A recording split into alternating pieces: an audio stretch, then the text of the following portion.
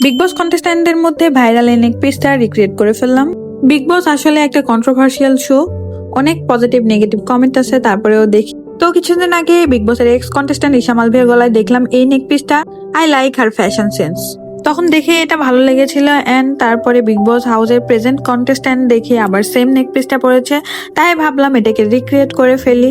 As আমরা বাজেটের মধ্যে রিক্রিয়েট করব, তাই এটা মোটেও রিয়েল পার্ল না, নর্মাল পার্ল। আমি কিনেছি 2 তোলা, যা কিনতে আমার খরচ পড়েছে 40 টাকা। সাথে আমি নিয়েছি 3টা গ্রিন কালার স্টোন, তার মধ্যে একটা ছিল সাইজ একটু বড় আর 2টা ছিল ছোট।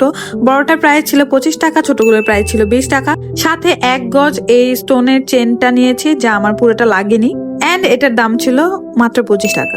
সো আমি 130-40 টাকার মধ্যে আমার সব জিনিস কালেক্ট করে নিয়েছি এন্ড কাজে লেগে পড়েছি। আর এটা বানানোর সময় আমি এত বেশি এক্সাইটেড ছিলাম যে আমি শুকানোর সময় পর্যন্ত দিচ্ছিলাম না।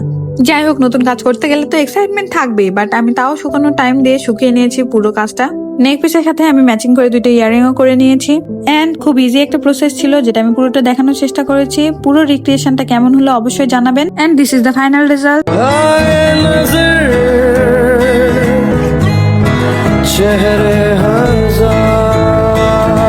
ভালো লাগলে লাইক কমেন্ট শেয়ার করে পাশে থাকবেন। এন্ড নেক্সট কি রিক্রিয়েট করা যায় সাজেস্ট করবেন।